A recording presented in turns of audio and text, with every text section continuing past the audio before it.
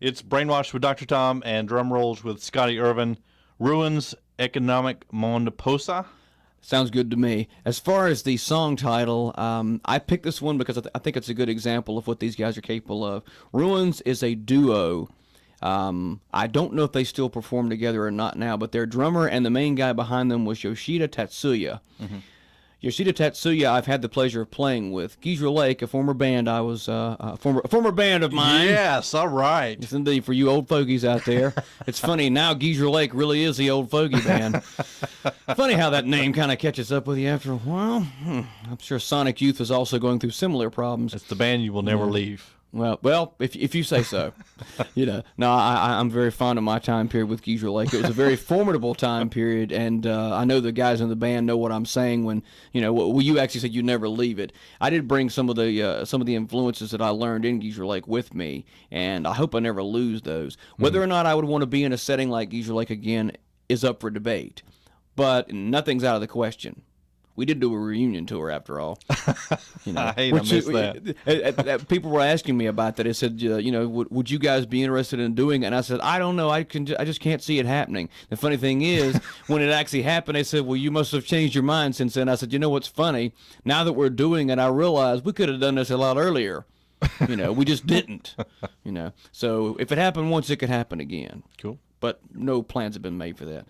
Okay, now that I've digressed on that, Geezer Lake played at Duke University with Ruins and another band whose name escapes me. But Ruins was the main act. They were on tour, and Mr. Tatsuya did not have a drum set with him and was using drum sets from some of the different bands that were playing. And I mention that because it was thoroughly enjoyable for me to sit and watch myself get my rear end kicked, basically, on my own drum kit. Because he was a phenomenon. He's, again, one of my all-time favorite drummers, and just watching him was just unbelievably inspiring. He also did some of the vocals, not in the same sense of, what I was talking about earlier as far as singing and vocals. As a matter of fact, I can't even give you a good example of that. I'll let you hear this and see for yourself. It was just him and a bass player. The bass player's name escapes me. They have a different one now, I believe, if they still exist. But between the two of them, it was amazing to me the sounds that they were able to get. And it was very in-your-face, almost hardcore-ish at times, and yet, in some ways, unlike any other musical form I'd ever heard. And it kind of opened the door for some of the other Japanese stuff. I say strictly Japanese because it happened to be Japanese artists, not because it was a movement that was strictly in Japan, but it just so happened that some of the artists that later influenced me also happened to be Japanese. This even kind of goes along with the Akira Ifukube mentioned earlier with the Godzilla themes.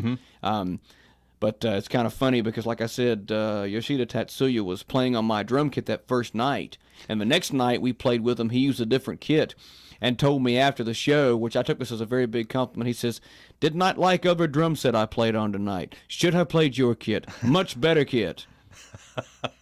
I said, thank you.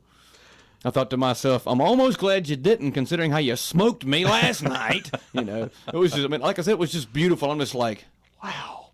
He was also kind of, I won't say perturbed, but he was definitely a little bit surprised that I didn't have as much equipment as he normally used. Matter of fact, he sits down at the kit and looks around and he goes, cymbal? Pointing over in this one area where a cymbal